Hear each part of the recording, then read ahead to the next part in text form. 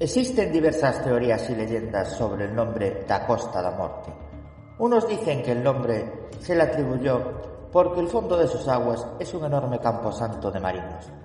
Otros que, al ser el fin del mundo, ahí estaba la frontera con la muerte. Pero si nos remontamos a las leyendas más antiguas, encontramos la del ancestral Camino de las Estrellas, hoy Camino de Santiago, que terminaba en Finisterrae, y por donde antiguos caminantes celtas llegaban de toda Europa al lugar donde el sol moría cada día para renacer a una nueva vida de luz.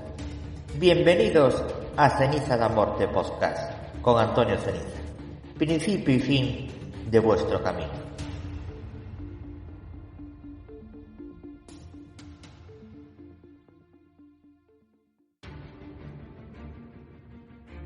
Hola queridos amigos, o tendría que decir buenas noches, buenos días, buenas tardes, madrugadas, depende del lugar del mundo, desde donde me escuchen. Les doy la bienvenida a un nuevo proyecto totalmente en solitario, cuyo nombre nos dice mucho: Ceniza da Morte Podcast. Les explico el porqué. Pues hace directamente alusión a la Costa da Morte gallega, la Costa de la Muerte gallega. Soy gallego y ferrolano, al margen de llevar también sangre de mi Asturias materna. Pues tanto el nombre del programa y el podcast, así como el logo, hacen referencia a dicha costa de naufragios y leyendas. Inicio, como les dije antes, este proyecto en solitario, que pretende englobar todo lo escrito en estos últimos años. Darles voz y sonido a los artículos y entradas. Tendremos misterios, leyendas, fenómenos paranormales, mitología, historia, antropología, crónica negra y un largo etcétera. Más adelante intentaremos que compañeros pasen por aquí y participen con sus historias y temas. Pero eso será en otro momento. Decirles que este proyecto es de creación exclusiva mía, del cual yo soy el único director y presentador. Programa al margen de los podcasts en los que participo o codirijo, es decir, Marín y Ceniza Misterios Podcast Radio y Misterios de las Noches Gallegas Podcast Radio, que siguen y seguirán coexistiendo. Comenzamos con un especial vampírico, ya que desde niño el tema de los vampiros me ha resultado muy atractivo. Esa mezcla agridulce de una supuesta maldición del no muerto, la inmortalidad a cambio de la condena eterna, ver la muerte, el marchitarse y desaparecer de todo lo por ellos conocido en vida. Todos sus seres queridos mientras gozan, penan o sufren esa inmortalidad, ese halo neorromántico que envuelve el mundo vampírico.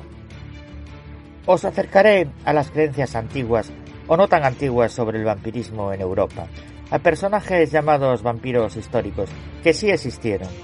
No es este un especial donde tenga cabida el vampiro ficticio por excelencia, el Drácula de Bram Stoker. Un momentín, que me incorporo en mi frío sepulcro de mi cripta mientras le damos al play y les doy la bienvenida al especial Vampiros de Ceniza da Morte Podcast. Pasen y pongan cómodos. Ahora les recibo.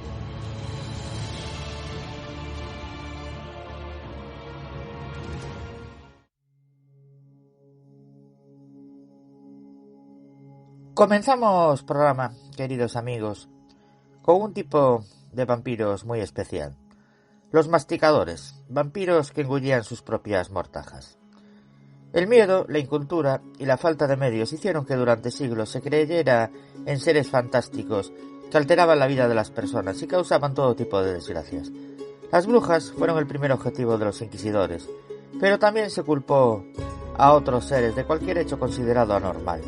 Entre ellos encontramos a los vampiros, y entre los vampiros a una clase muy especial, los masticadores, vampiros que engullían sus propias mortajas. Don Agustín Calmet fue un teólogo francés que vivió en el siglo XVIII y dedicó una parte de su obra a hablar e investigar sobre seres fantásticos relacionados con el mal. En su libro de 1751, tratado sobre las apariciones de espíritus y de los vampiros o los aparecidos, nos habla de los masticadores, un tipo especial de vampiro. Calmel no fue el único que habló de este tipo de vampiro. También en el siglo XVIII, Michael Rance pastor luterano, historiador, escritor y experto en vampiros, dejó un escrito titulado De Masticatione Mortuorum en Tumulus, 1728. En este documento habla de los masticadores, los muertos que devoraban las telas de sus ataúdes o mortajas. Rams centró sus investigaciones en Alemania y estudió muchos casos en los que se habían oído ruidos extraños saliendo de las entrañas de la tierra, allí donde se había enterrado a alguien. Según los testigos, los sonidos eran muy parecidos a gruñidos de cerdo, y al abrir las tumbas se encontraban que los difuntos habían tratado de engullir su mortaja o las sábanas que recubrían el interior del ataúd. La tradición consideraba que eran vampiros pasivos, ya que permanecían en sus tumbas, pero causaban la muerte a distancia a través de algún tipo de magia, mientras engullían sus mortajas. Los afectados solían ser parientes del difunto, que morían mientras él o ella devoraba su ropa mortuoria. Para que un muerto no se convirtiera en vampiro masticador, en algunos lugares de Europa se tomó la costumbre de poner tierra bajo la mandíbula, a fin de que no pudiera abrir la boca, atar una cuerda alrededor de la garganta para que no pudiera tragar o introducir en la cavidad bucal una moneda y una piedra, para que no pudiera engullir su mortaja y causar más muertes. Cuando se abría una tumba y se encontraba un masticador, solía procederse a decapitar al muerto. La explicación más plausible a este fenómeno es que en épocas pretéritas se solía enterrar a los muertos con un velo sobre su cabeza. Muchos cuerpos, al empezar la descomposición, producían gases y posiblemente, si la boca quedaba abierta, por algún efecto de vacío, se producía una succión que introducía el velo o la mortaja dentro de la boca del difunto. Al abrir la tumba y ver que la tela estaba en la cavidad bucal, se creó el mito de los vampiros masticadores. Y claro está, queridos amigos, el hecho de que murieran parientes entra dentro de lo normal, ya que posiblemente se habrían contagiado. Durante las epidemias de peste es cuando más circularon las historias de masticadores. No es pues que el pariente, convertido en supuesto vampiro, les hubiese atacado por poderes mentales, sino que por desgracia ya sus allegados y su familia estaban contagiados por la maldita peste. Para contaros un caso histórico de vampiros masticadores, os voy a hablar de la leyenda de Brodka, la bruja o vampira masticadora polaca. Brujas, vampiros, hombres lobo, duendes, cualquier cosa servía en épocas pretéritas para explicar todas aquellas desgracias que a nuestros antepasados les resultaban incomprensibles. No solo fueron personas aparentemente incultas las que creyeron en estos seres, sino que teólogos, predicadores y sacerdotes contribuyeron a tejer sus leyendas. Durante mucho tiempo, en una pequeña localidad de Polonia, vivieron atemorizados por la leyenda de Brodka, la hermosa bruja polaca que se convirtió en vampira, y no en una vampira normal, en una vampira masticadora.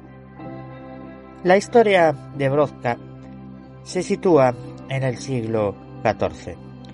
Jaye de Libochan, en sus crónicas, incluye un relato del abate o un clérigo de nombre de Plach Opatowicz sobre una vampira masticadora. En 1345 vivía en Lewin un alfarero casado con una mujer que tenía fama de bruja, llamada Brodka. Un día, Brodka apareció muerta en su casa, asesinada de manera brutal. Los aldeanos y el marido creyeron que la mujer había invocado a algún tipo de espíritu maligno y estos la habían matado. Como no querían enterrarla en tierra sagrada, la sepultaron en una encrucijada de caminos. El terror se apoderó de los pueblerinos cuando algunos pastores afirmaron haberla visto en el campo, tomando la forma de diversos animales y dando caza a sus rebaños. En otras ocasiones se mostraba con la misma forma que tenía en vida y se aparecía en su pueblo y en los circundantes, llegando a hablar con los vecinos y causando una gran mortandad cada vez que lo hacía. Estos, aterrorizados, decidieron exhumar su cuerpo para ver si realmente era ella. Cuando llegaron hasta el cuerpo, vieron horrorizados que había devorado la mitad del velo que le cubría la cabeza, y lo sacaron de su garganta completamente manchado de sangre. Ante este monstruoso acto, los aldeanos actuaron con la supuesta bruja como si se tratase de un vampiro. Ya sabéis, queridos amigos de Ceniza da Morte Podcast, le clavaron una estaca de roble en el corazón. Y dicen que a pesar del tiempo transcurrido desde su muerte, de la herida brotó sangre fresca. Volvieron a enterrarla pensando que tras su acción el problema quedaba solucionado. Pero al parecer no fue así. Volvió a aparecerse y a causar aún más muertes. El informe del clérigo Neplat dice que la inhumaron de nuevo y encontraron que se había arrancado la estaca con sus propias manos. Ante el terror consultaron a las autoridades y decidieron volver a clavarle la estaca, pero esta vez luego la quemaron. Así lo hicieron, y dice la leyenda que en el lugar en que ardió el cuerpo de la mujer, durante unos días se registraron varios torbellinos. Y la explicación, queridos amigos, ya os la dije antes, a este fenómeno de vampiros masticadores están los gases que produce el cuerpo tras el fallecimiento y la costumbre de cubrir el rostro del difunto con un velo. Entonces, si la boca queda abierta, los gases producen un efecto de vacío y la mortaja se introduce hacia la garganta.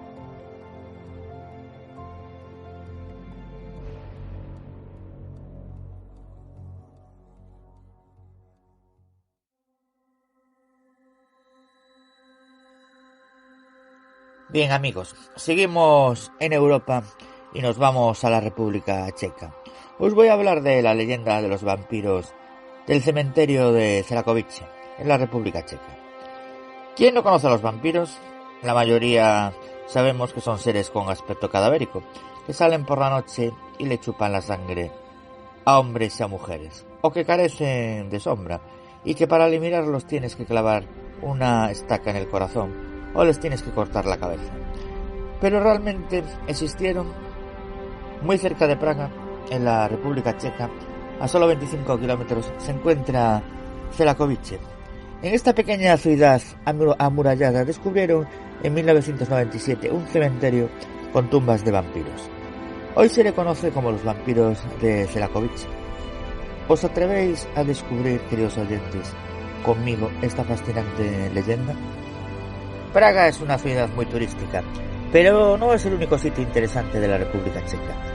En la zona centro hay una bella ciudad llamada Cerakovice, que tiene el honor de albergar, según algunos arqueólogos, un cementerio de vampiros. Cerakovice era una bella ciudad amurallada medieval, reconstruida en el siglo XVI a la manera renacentista y muy transformada a principios del siglo XX. Ha sido centro de atención por sus restos arqueológicos del Paleolítico y de la época medieval.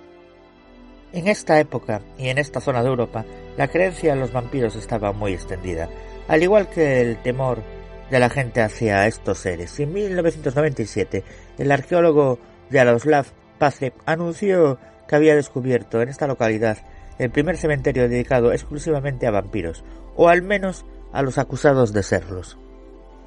14 tumbas de personas enterradas allí, acusadas de vampirismo por sus semejantes, y en cuyas tumbas se advierten prácticas y ritos para evitar que estos vampiros volvieran a la vida tras su ejecución.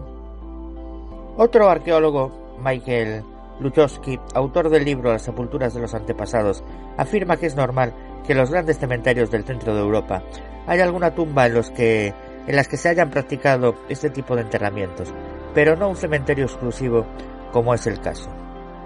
Las medidas para evitar que los no muertos regresasen a la vida que han arrojado las excavaciones arqueológicas dan una idea del temor que la gente tenía a estar cerca de un vampiro.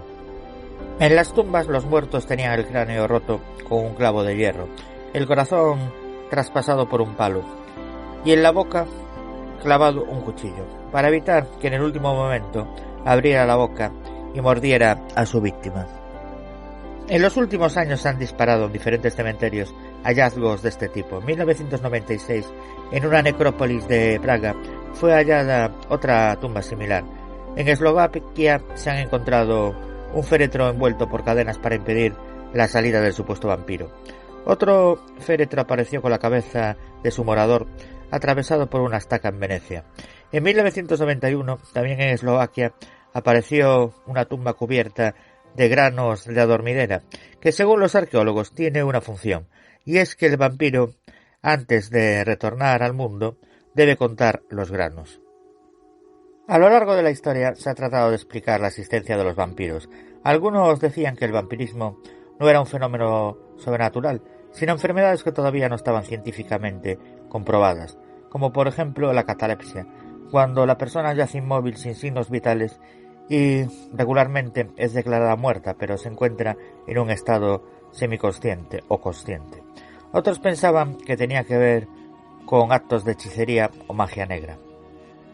Fue en el siglo XIX cuando el mito se convirtió en leyenda, con dos escritos sobre vampiros. El primero fue un relato publicado en 1800, Wait Not the Death, del alemán Johann Ludwig Tieck, y el segundo, la novela más famosa de la historia, Drácula, de Bram Stoker, publicada en 1887.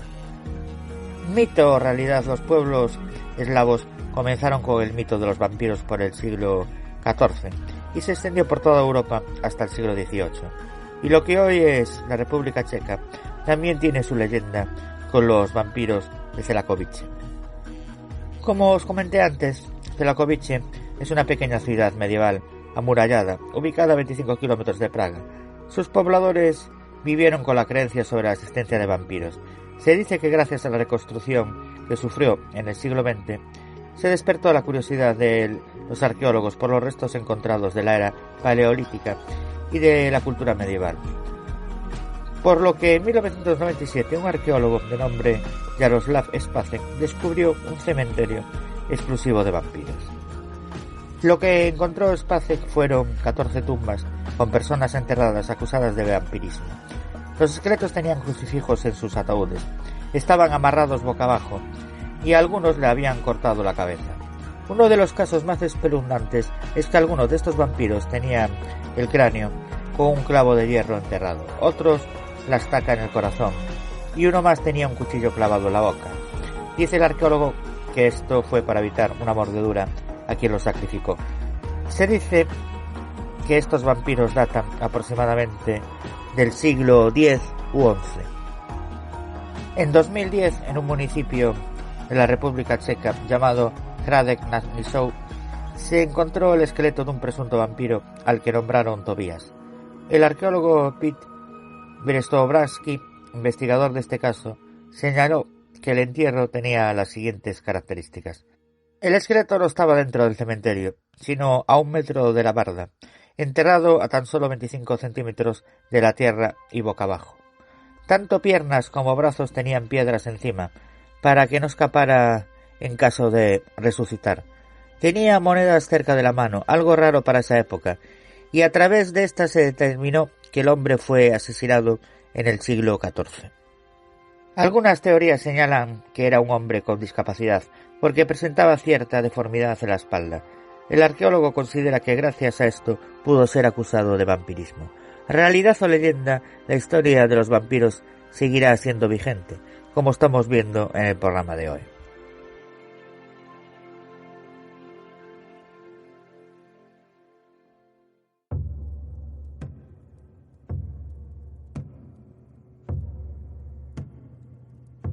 Bien, queridos amigos, seguimos en Europa y nos vamos con un personaje trascendental en el tema del vampirismo. Se trata de Arnold Paole y la epidemia de vampirismo de Serbia.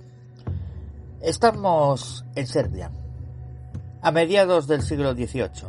Era tiempo de supersticiones, de guerras y epidemias, ahí donde los conocimientos y los avances médicos se entremezclaban a menudo con la brujería y el terror. El nombre de Arnold Paole es muy conocido en Europa del Este, por considerarse uno de los primeros casos de vampirismo. Y aún es más, a día de hoy se conserva abundante documentación sobre el caso, con lo cual podríamos decir que es uno de los relatos más curiosos sobre el tema y que sin lugar a dudas deseo compartir con todos vosotros. ¿Preparados para conocer al Hajduk serbio Arnold Paole? Paole era un soldado curtido en el fuego, la sangre y el acero.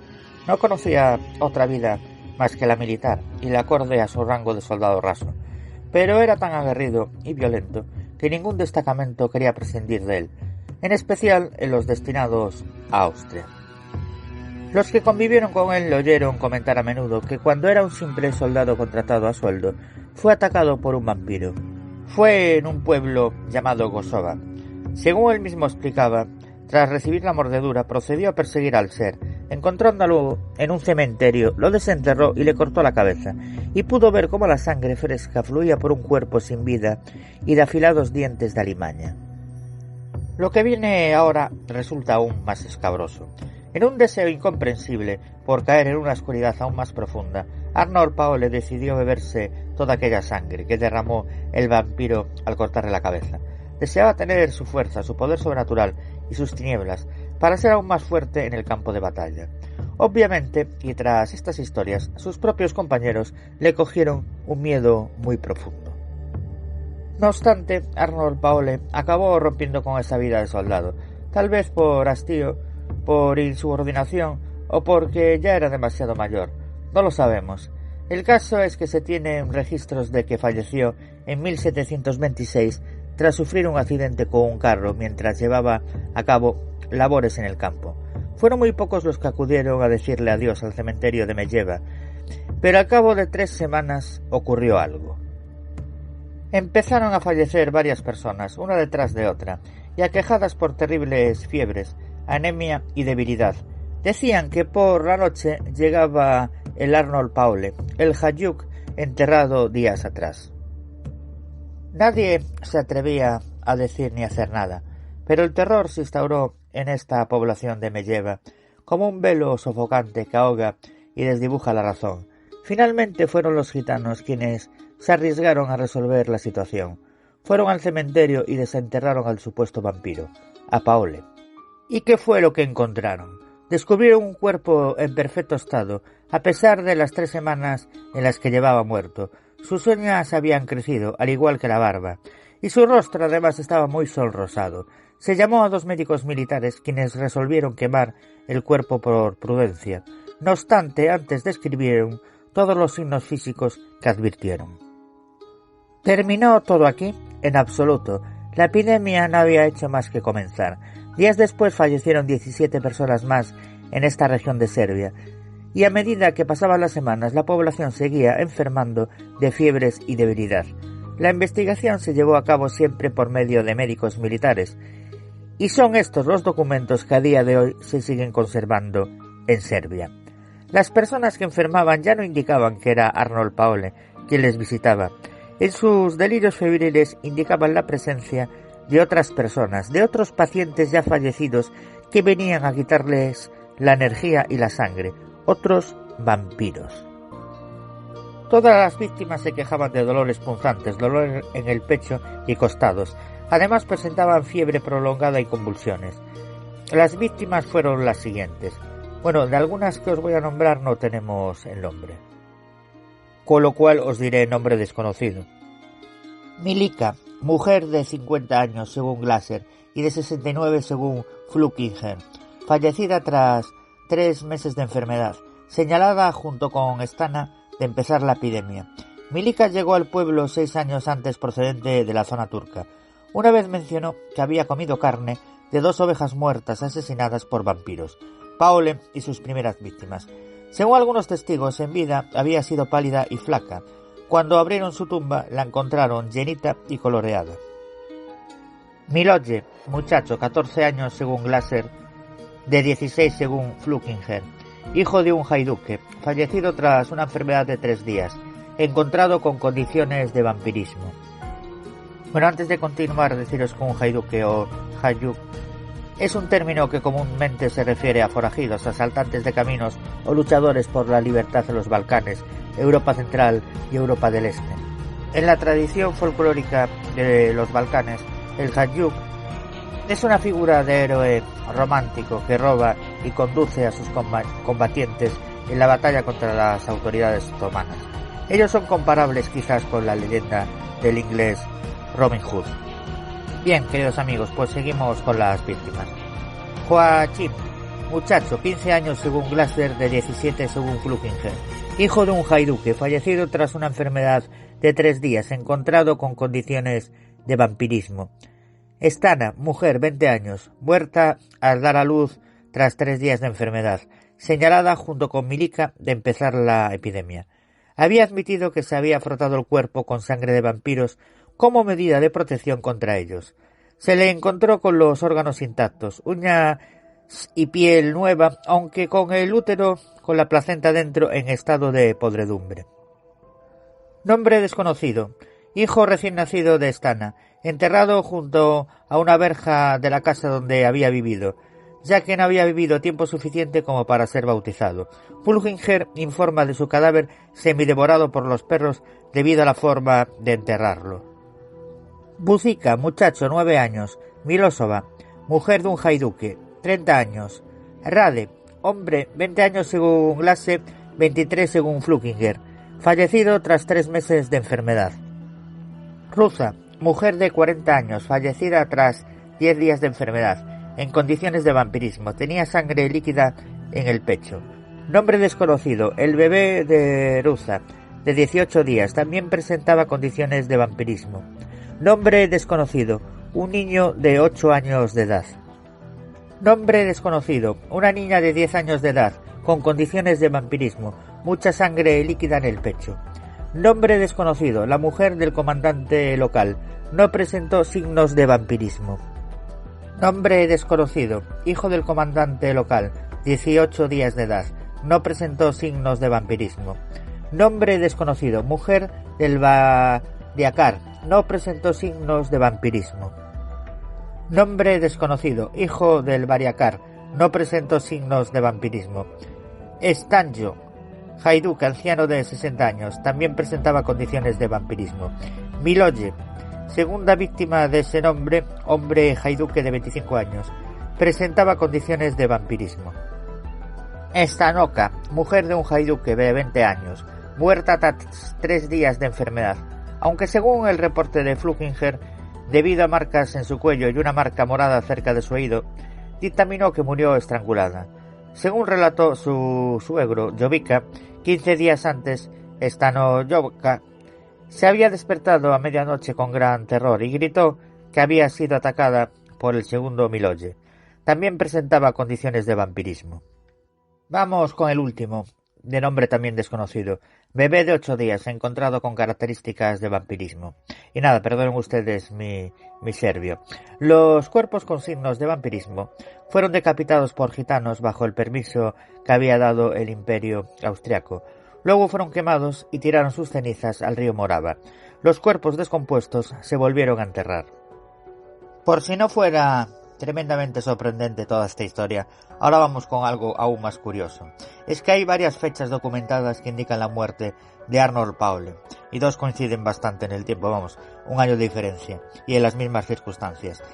Año 1725, año en el que regresó a Medjugorje, año en el que cuenta sobre su ataque vampírico y supuesta primera fecha de su muerte, bajo un coche de heno, y probable año de su exhumación y destrucción.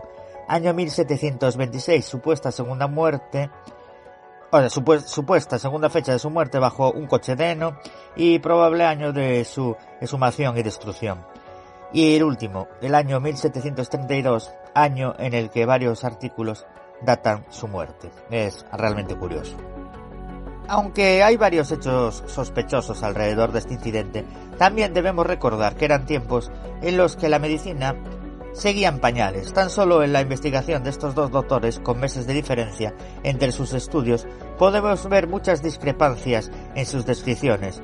Lo peor es que solo hay 2 documentos cortos con estos datos: Visum et Repertum y la carta de Glasset, completamente en alemán y es posible que muy lejos de su original. Este incidente es de suma importancia en el mundo de los vampiros, pues fue la primera vez que se les llamó oficialmente en una publicación Vampirus, latín. Antes eran Upir o eran conocidos con otros nombres en diversas mitologías. Ahora bien, hay un aspecto que debemos dejar claro. Por curioso que nos resulte, se dispone de múltiples documentos que buscaban más describir el estado de los fallecidos que los síntomas de los vivos. Es decir, cuando un paciente indicaba que había recibido la visita de tal persona, los militares junto con los gitanos procedían a desenterrar los cadáveres. Y la imagen siempre era la misma: cuerpos en perfecto estado con sangre muy fresca fluyendo y uñas que seguían creciendo. El mal, el origen de la enfermedad provenía pues del más allá. De ahí que fuera la primera vez que se hablara de epidemia de vampirismo. La investigación fue llevada a cabo por una comisión formada por el cirujano militar Dr. Johann Flukinger, 2 tenientes, 2 coroneles, Butter y J.H. von Liebknecht, así como otros 2 cirujanos militares, Siegele y Johann Friedrich Baumgartner. Nunca se llegó a saber con certeza qué provocó este brote epidémico, puesto que tal como vino, remitió. Eso sí, quemando el cuerpo de cada persona que fallecía para buscar con ello la tranquilidad de la población y evitando así la propagación del supuesto virus o esa epidemia de vampirismo iniciada por nuestro amigo Arnold Paoli. Quién sabe, a día de hoy se dispone de lo que se conoce como el informe de Flukinger y la carta de Glaser, reproducidos en numerosos tratados y artículos de la época que en la actualidad se ven como un simple hecho curioso del que os quería hacer partícipes. Y hasta aquí la historia de nuestro, entre comillas, amigo Arnold Paoli y la epidemia de vampirismo de Serbia. Y lo fundamental de esta historia es eso, que se dispone de documentos por escrito de la comisión que estudió el caso, de la comisión de los militares.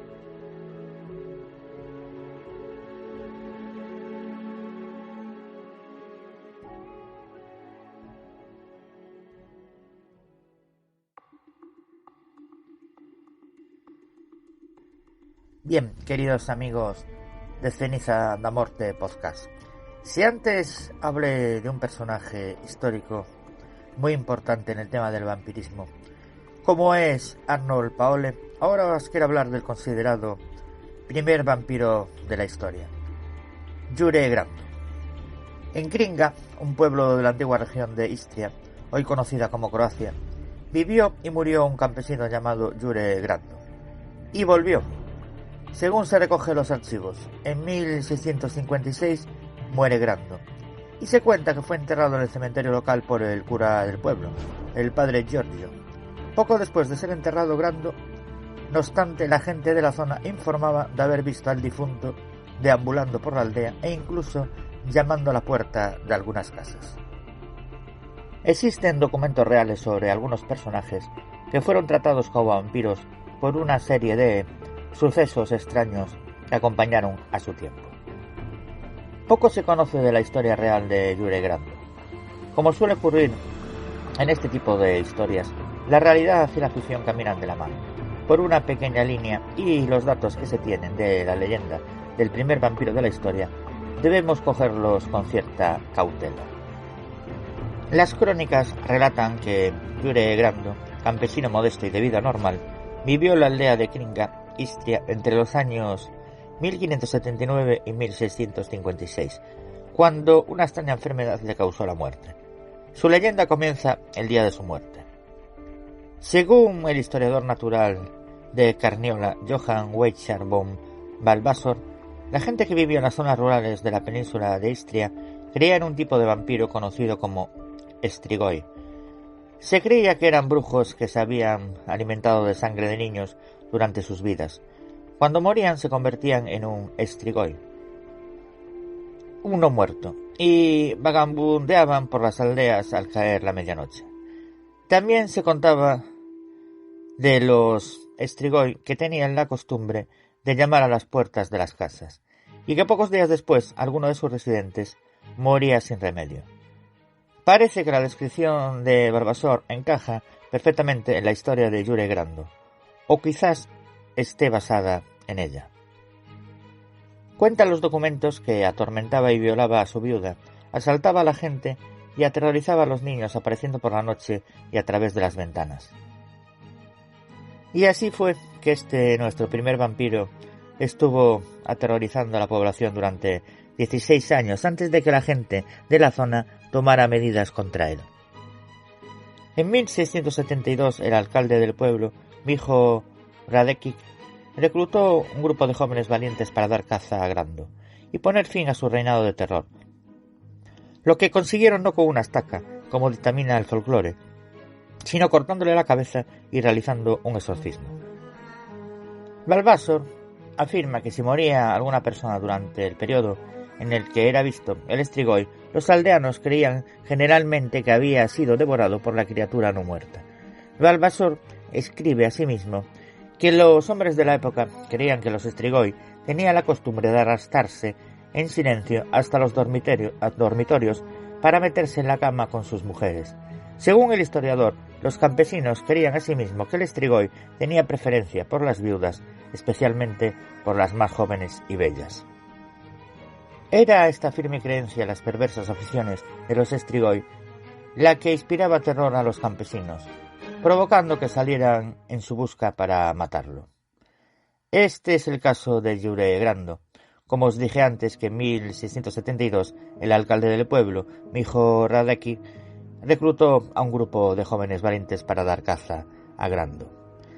Esta partida estaba formada por 9 hombres. Acudió al cementerio del pueblo, donde abrieron la tumba de Grando. Se cuenta que estos hombres vieron entonces el cadáver de Grando aún intacto, un hecho considerado una clara señal de vampirismo. En una de las versiones de esta historia, los 9 hombres huyen aterrorizados, aunque finalmente se arman de valor y, encabezados por el alcalde, vuelven a la tumba de Grando.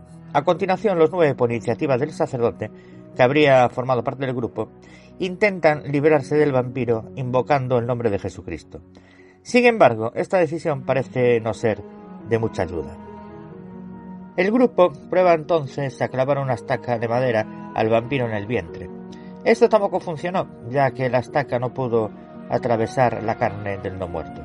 Finalmente, uno de los hombres, de nombre Stephen Milasik, según una de las versiones, decapita a Grando con un hacha.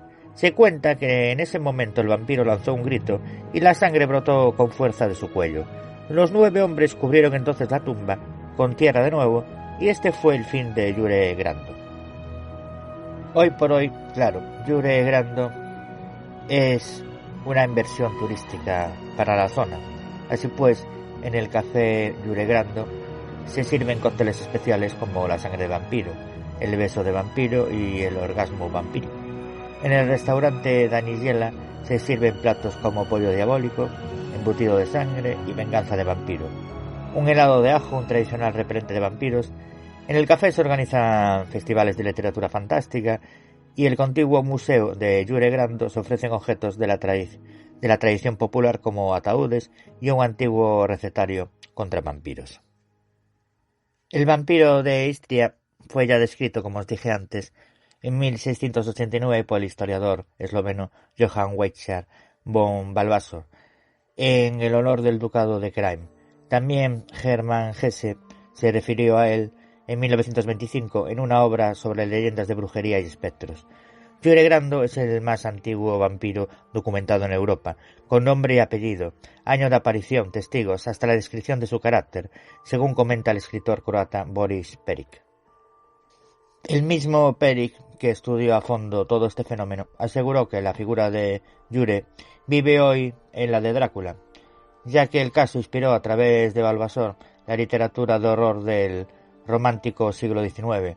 Tras conocer el cuento, Lord Byron empezó a escribir su vampiro, terminado por John Polidori, sobre lo que luego se desarrolló toda esa literatura sobre vampiros que conocemos, a partir de Stoker hasta las películas que tenemos hoy. Pero sí es importante, queridos amigos y oyentes, quedaros con que el caso de Jure Grando es muy importante dentro del mundo de los vampiros por ser probablemente el primero documentado oficialmente de la historia, junto con el que os hablé antes también de Arnold Paul, del que también se tiene constancia. Que existió lo sabemos, que algo ocurrió en Kringa también, pero ¿qué pasó realmente? No siempre podemos apartar la oscuridad de los hechos pasados tiempo atrás.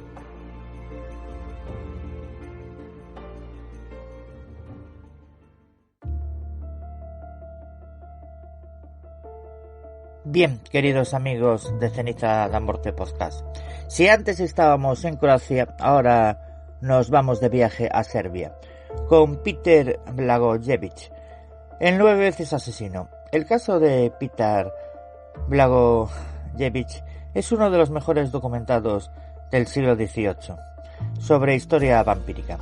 El bueno de Peter vivió cerca de Kilisova, en Serbia, en tiempos complejos de guerra y conflicto. Y como de costumbre suele pasar en estos casos, murió para volver un día después asesinar a gente. Según contaron sus conciudadanos, Peter Blagojevich asesinó a 9 personas a lo largo de la semana siguiente a su muerte. Fue descrito en el informe de un funcionario imperial austriaco que presenció dichos casos. Los estudiosos han notado la influencia del caso de Blagojevich sobre el desarrollo de la imagen del vampiro moderno en la cultura popular occidental. Peter Blagojevich vivía en un pueblo llamado Kisilova, posiblemente la ciudad moderna de Kisiljevo, en la parte de Serbia que temporalmente pasó del Imperio Otomano al Imperio Habsburgo, después del Tratado de Pasarov 1718, y regresó a manos otomanas en 1739, tras la nueva firma del Tratado de Belgrado. Blagojevich había muerto en 1725, y su fallecimiento fue seguido por una serie de repentinas muertes en el entorno del pueblo. Todas después de enfermedades o empeoramientos de la salud súbitas de apenas horas. En 8 días 9 personas perecieron. En sus lechos de muerte, las víctimas supuestamente afirmaron haber sido estranguladas por Blagojevich por la noche. Además, la viuda de Blagojevich declaró que la había visitado. Posteriormente, por miedo a represalias, decidió abandonar Kisilova. En otras leyendas se dice que Blagojevich regresó a su casa demandando a su hijo como sustento para él, y cuando se negaron a tal propósito, Blagojevich lo asesinó brutalmente, probablemente mordiendo y bebiendo su sangre. Los aldeanos decidieron desenterrar el cuerpo y examinarlo en busca de signos de vampirismo, como el crecimiento de cabello, barba y uñas, y la ausencia de descomposición. Los habitantes de Kisilova exigieron que un intendente imperial, apellidado Frombal, junto con el sacerdote local, estuviera presente en el procedimiento como representante de la administración.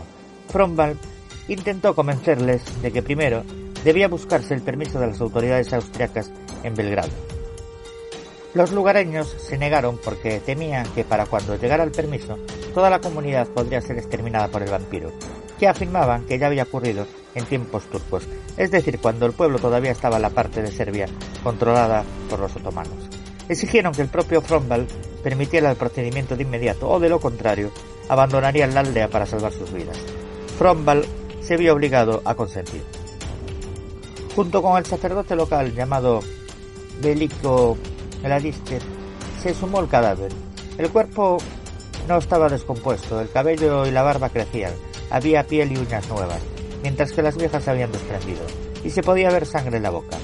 Después de eso, las personas que se indignaron más que se angustiaron, procedieron a empalar el cuerpo a través del corazón, lo que provocó que una gran cantidad de sangre completamente fresca fluyera a través de las orejas y la boca del cadáver. Finalmente, el cuerpo fue quemado. Frombal concluyó su informe sobre el caso con la solicitud de que, en caso de que se descubriera que estas acciones eran incorrectas, no se le debía culpar por ellas, ya que los aldeanos estaban fuera de sí por el miedo que sintieron. Al parecer, las autoridades no consideraron necesario tomar ninguna medida con respecto al incidente. El informe sobre este evento fue uno de los primeros testimonios documentados sobre las creencias de los vampiros en Europa del Este. Fue publicado por el diario vienés Wiener Zeitung. Este caso se tradujo ampliamente junto con el de Arnold Paule, con quien compartía diversas similitudes, contribuyendo a la moda del vampiro en el siglo XVIII en Alemania, Francia y el Reino Unido. Se sabe que los extraños fenómenos o apariencias que presenciaron los funcionarios austriacos acompañan el proceso natural de descomposición del cuerpo. En De Masticatione Mortuorum in Tumulis 1725, Michael Raff intentó explicar las creencias populares en los vampiros. Escribe que en el caso de la muerte de cada aldeano, alguna otra persona o personas, muy probablemente una persona relacionada con el primer muerto, que viera o tocara el cadáver, eventualmente moriría por alguna enfermedad relacionada con la exposición al cadáver o de un delirio frenético provocado por el pánico de ver simplemente el cadáver. Estos moribundos dirían que el muerto se les había aparecido y los había torturado de muchas formas. Las otras personas de la aldea exhumarían el cadáver para ver qué había estado haciendo. Da la siguiente explicación cuando habla del caso de Peter Blagojevich. Este valiente pereció de muerte repentina o violenta. Esta muerte, sea la que sea, puede provocar en los supervivientes las visiones que tuvieron tras su muerte. La muerte súbita suscita inquietudes en el círculo familiar. La inquietud tiene como compañera el dolor. El dolor trae melancolía. La melancolía engendra noches inquietas y sueños atormentadores. Estos sueños debilitan el cuerpo y el espíritu hasta que la enfermedad supera y finalmente la muerte. Recientemente la historia ha despertado cierto interés en la aldea de Kisilevo, antigua Kisilova, entre algunos periodistas serbios. Según el periódico de Belgrado Glas Javnosti, que cita al funcionario local Bojigić, los aldeanos no pueden identificar la tumba de Blagojević y no saben si la familia local que lleva ese apellido está relacionada con él. Una persona recordó historias de cierta vampira llamada Rusa Blagna, que se creía que rondaba el pueblo en tiempos más recientes, en la vida de su abuelo.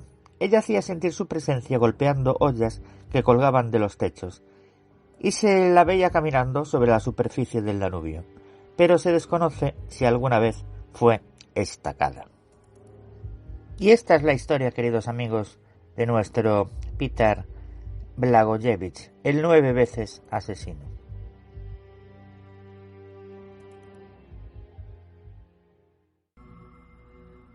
Están ustedes escuchando Ceniza da Morte Podcast. Pueden ustedes seguirnos en las siguientes plataformas de podcast: en iVoox, iTunes, Spotify, Amazon Music y Deezer. Bien, queridos amigos y oyentes, seguimos nuestro recorrido vampírico por Europa y nos marchamos al Reino Unido. Os voy a hablar de la leyenda del vampiro de Crogling Grange. La historia del vampiro de Crogling Grange es una de las más conocidas del Reino Unido.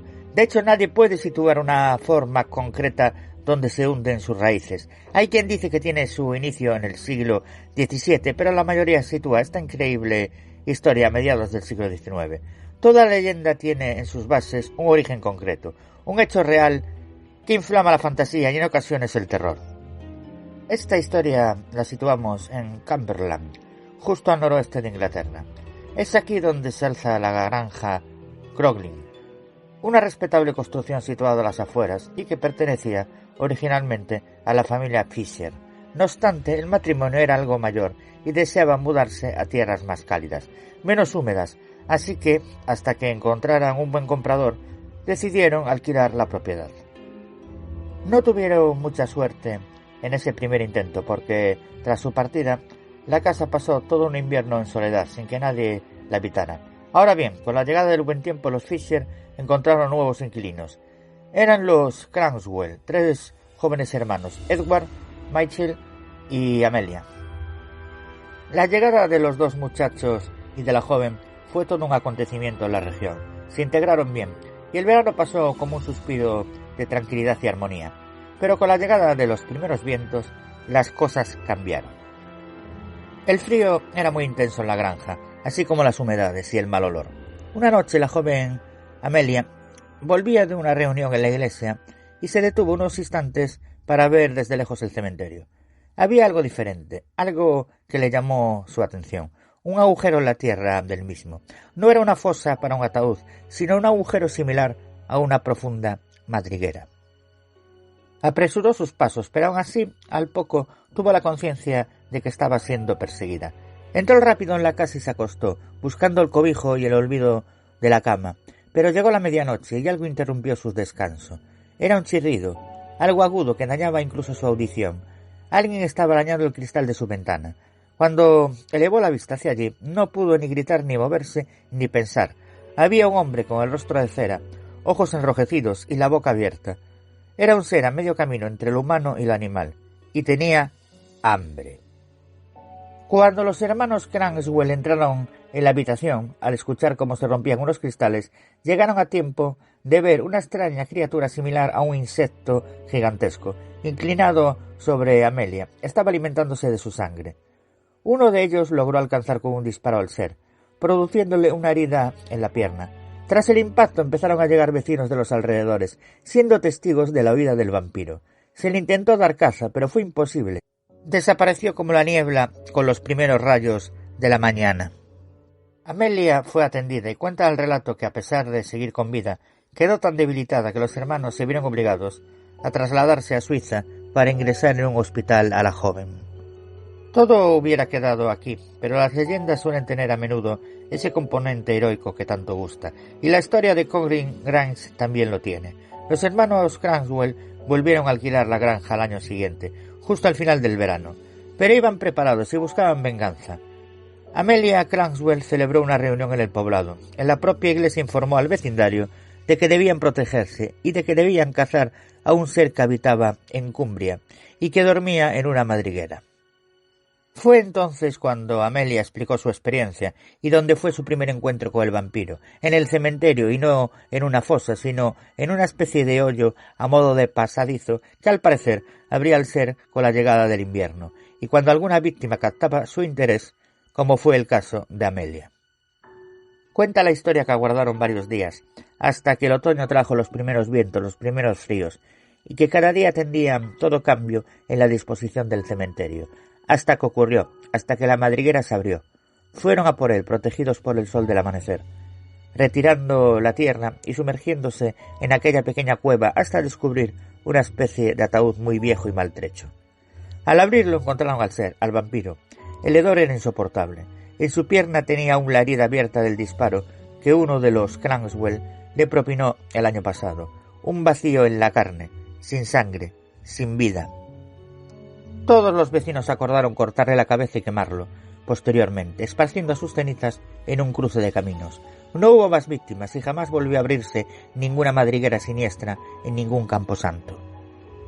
Por cierto, queridos amigos y oyentes de Ceniza da Morte Podcast, la granja de Cochrane Grange existe realmente. Aún hoy se sigue hablando de esta leyenda, aunque para muchos no fue más que el relato exagerado de un súbito ataque de un hombre a una muchacha en una noche de invierno y de cómo sus hermanos se vengaron de este. Nunca ha quedado claro. Y como referencia histórica y bibliográfica, la primera vez que se publicó esta historia fue en 1929, bajo la autoría de Montaigne Summers, un clérigo inglés. Y hasta aquí, queridos amigos, esta historia del vampiro de Cochrane Grange.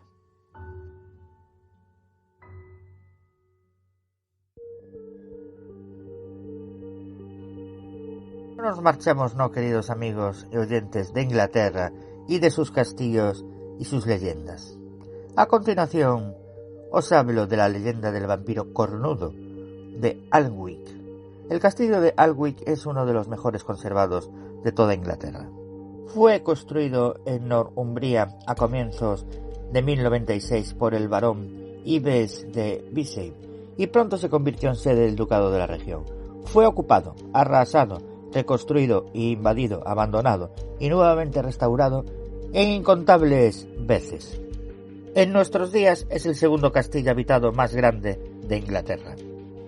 Además de las vicisitudes, intrigas y traiciones que sobrevuelan sobre todos los edificios con pasado, la historia del castillo de Alnwick posee tintes marcadamente sobrenaturales, ya que allí habita uno de los vampiros más famosos de Inglaterra.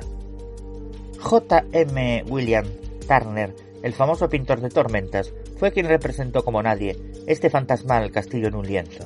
Las brumas, las nieblas y ese musgo ascendiendo como zarpas verdes por los muros de esta construcción nos dan ya una imagen muy real de lo que en verdad se encierra en su interior.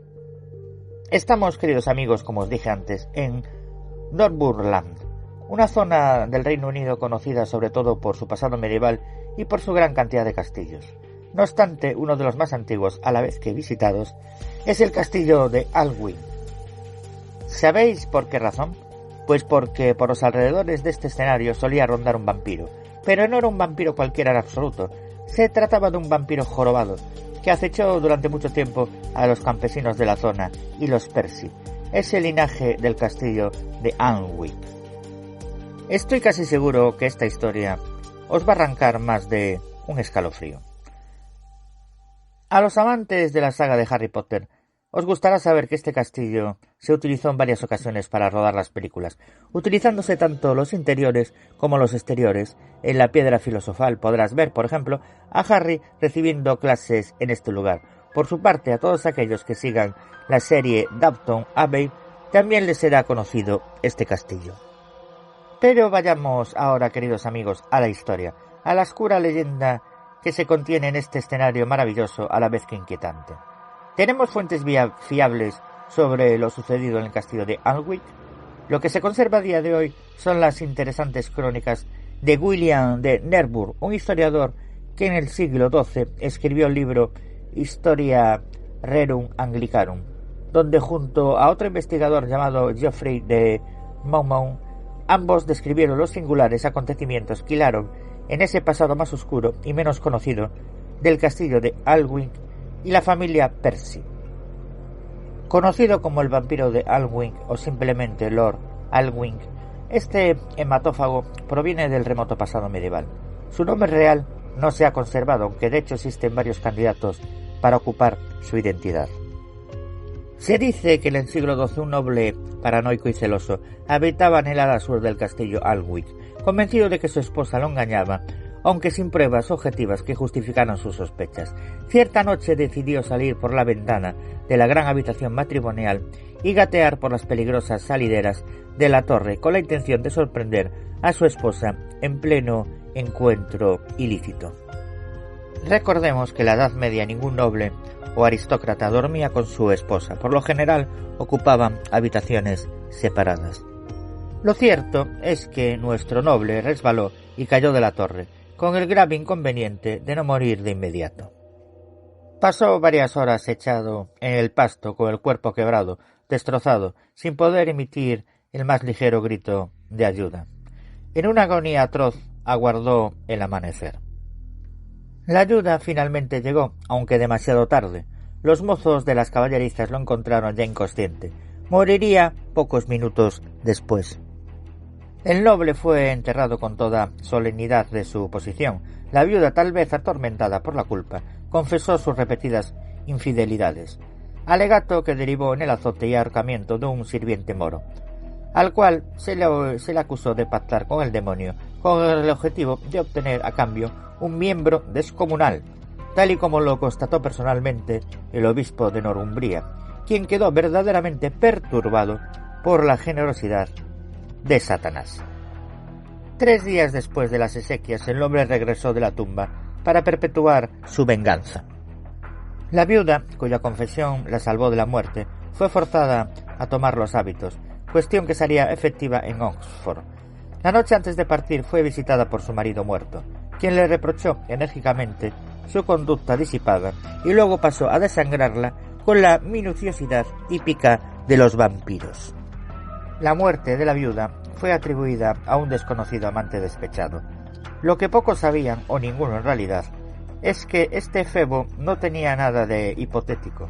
Por el contrario, el muchacho, un italiano según dicen, observó desde el patio central cómo el vampiro trepaba sin problemas por los resbaladizos muros de la torre, casi como un insecto.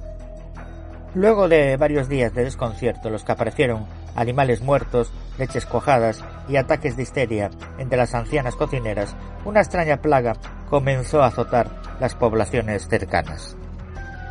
Todas las víctimas, además de los síntomas habituales, mostraban una curiosa marca en el cuello, prueba que alarmó a los médicos y provocó una verdadera ola de sangrías y tratamientos con sanguijuelas.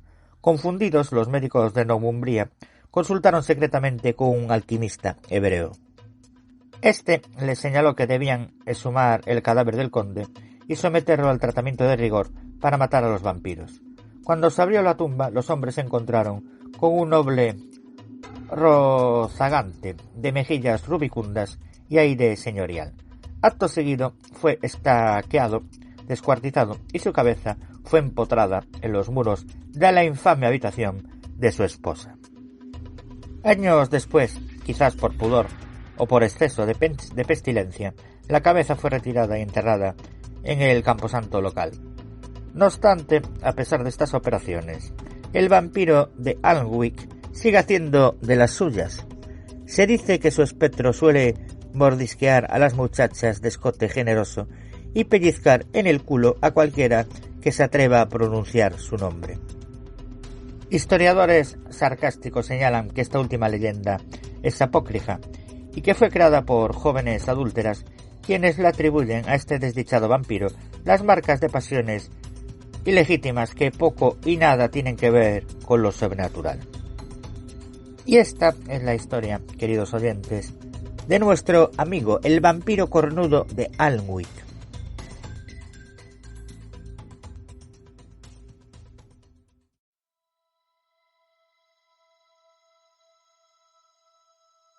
Bien, queridos amigos de Ceniza da Morte Podcast, marchamos ahora a tierras bávaras de Alemania y os voy a hablar de los vampiros alemanes, en concreto del Blutsauger y el Naserer.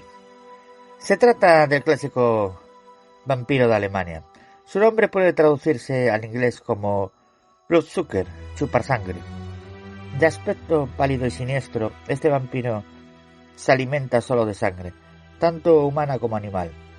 Generalmente se trata de difuntos sin bautizar o adeptos a la magia negra. Se sabe que gritar el nombre del Señor los ahuyenta inexorablemente. Casi siempre las intervenciones de este vampiro en las leyendas populares son predecidas por algún brote de enfermedad. Generalmente se acusaba de ser un Blutsauger al primero en morir durante una plaga. Fijaros, queridos amigos, las similitudes que tiene con los vampiros masticadores y con el mismo Arnold Paul. Y nos metemos de lleno en el Blutsauger, una criatura procedente de Alemania, específicamente en la región de Bavaria o Baviera. Apareció en tiempos mitológicos como un alma rezagada que no encontró su camino y es llamada por los lugareños como el Blutsauger. En la Edad Media sus leyendas ya eran conocidos por todos y su origen nació en la creencia que este era el producto de un alma perdida o bien de una persona que murió sin ser bautizado y que su esencia fue atrapada por practicantes de magia negra, transformándolo en Blutsauger. Y es descrito como una criatura humanoide de apariencia pálida y que se alimenta únicamente de sangre, la cual puede ser tanto animal como humana. La mayoría de relatos e historias secretas del Blutsauger se han perdido en el tiempo. Ahora solo quedan extractos de leyendas y de narraciones posteriores a la época cristiana, que se enriqueció con esta, asumiendo que éste temía y huía ante la mención del dios cristiano. También se les asocia con la plaga, la peste negra, y se dice de ellos que suelen aparecer tras un brote de esta terrible enfermedad, y popularmente se atribuía al primer fallecido por la peste de haberse convertido en un Blutsauger, algo tan injusto para la víctima como difícil de demostrar. Según nos cuenta la tradición, la forma para evitar que un Blutsauger pueda abandonar su ataúd es colocarle al fallecido un racimo de uvas bajo la barbilla, a la falta de lo cual también se les ponía una moneda en el interior de la boca. Estos métodos no evitarán que un fallecido se transforme en Blutsauger, pero sí que se supone que le impiden salir en busca de sus víctimas. Al igual que ocurre con otros vampiros, para acabar con un Blutsauger es necesario enfrentarse directamente a él, pero la dificultad principal radica en su morfología, ya que carece de huesos y su deforme cuerpo puede estar además recubierto de un oscuro y grueso pelaje, según la versión que tomemos. En uno de sus puños guarda celosamente un puñado de tierra procedente de su sepultura, rasgo que adoptaría el mítico Drácula de Bram Stoker. La tierra sirve para hacer que la víctima elegida se la trague, lo que le llevará a una inevitable transformación. Al contrario de como sucede con los vampiros clásicos, el Blutsauger solo muerde para alimentarse, nunca para conseguir aliados. Vamos ahora con el otro tipo de vampiro, el Naserer. Naserer, también traducido como desperdicio de la noche, es prominente en la región del norte de Alemania, incluyendo Silesia y Baviera, y también con el Kashubes del norte de Europa. Estos vampiros están asociados a las enfermedades y plagas. Su comportamiento es muy simple, casi podríamos decir que se trata de un autómata. Su único móvil es alimentarse, instinto que lo lleva a cometer verdaderas aberraciones. Desde que este vampiro es enterrado solo pasan unas horas hasta que adquiere control sobre las facultades nocturnas, que no son muchas, por cierto. En su naturaleza habita un apetito voraz. Nada puede distraerlo de su búsqueda quimérica de saciar el vacío que corroe su estómago. De hecho, lo primero que ingiere, tras despertar en su tumba, es su mortaja. Y sí, queridos amigos, esto nos vuelve a retrotraer al principio del programa cuando os hablaba de los vampiros masticadores. Como vampiro tiene una existencia breve, ya que su eterno estado famélico lo lleva a cometer verdaderos desmanes con el ganado, situación que los campesinos se resisten a tolerar. Pronto es emboscado y puede ser aniquilado con armas normales. Puede detectarse a este vampiro de Bavaria mediante ciertas marcas que algunos niños muestran en sus cabezas. Luego se le añaden a las leyendas algunas características un tanto absurdas, como su capacidad para transformarse en cerdo, la falta del ojo derecho, etc. Está asociado a las enfermedades epidémicas, y es sabido que tiene la poca saludable tendencia a masticar y comer sus propias extremidades. Estos vampiros tienen varias habilidades. Matan a sus familiares por medios psíquicos o mágicos. Surgen después de que una persona se suicide o muera por un accidente. También se dice que si una epidemia o plaga mata a las personas, la primera en morir por esta causa se convertirá en un Naserer. En ocasiones los Naserer salen de su tumba y se alimentan de cadáveres, y suelen ser acompañados por el cuerpo de una mujer que murió en el parto. Se dice que los Naserer se convertían en cerdos y visitaban a sus familiares para alimentarse de su sangre y subían a los campanarios y hacían sonar las campanas. Y todo aquel que las escuchase moría. El Naserer tenía otra habilidad menos conocida, en la cual dejaba caer su sombra sobre la gente y los mataba. Las personas se convertían en estos seres por muertes extrañas como suicidio y accidentes, aunque también se asociaba a las epidemias o enfermedades tales como plagas, o incluso cuando los bebés nacían, si lo hacían dentro de la membrana amniótica, estaban destinados a ser vampiros, y para evitarlo las madres sacaban esa membrana y a menudo la desmenuzaban en la comida de los bebés y los alimentaban con ella.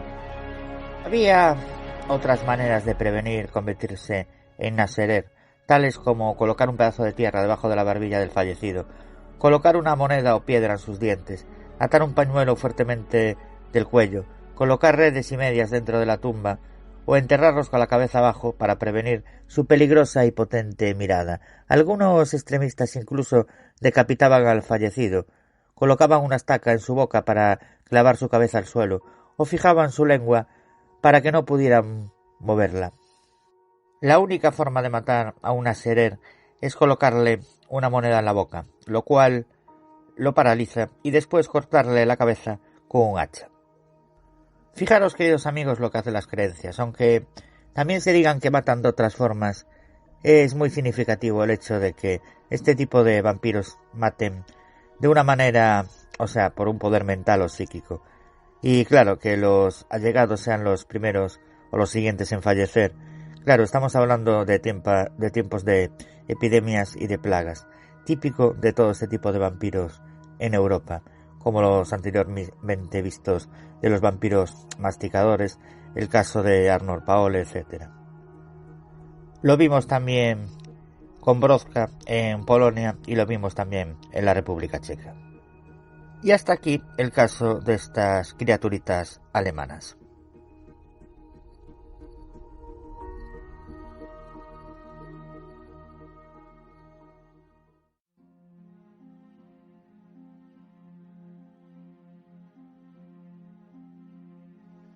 Bien, queridos amigos, aunque a muchos os sorprenda, antes de marchar a Asia y dejar Europa, nos vamos a nuestro país, España, con el conde Struch.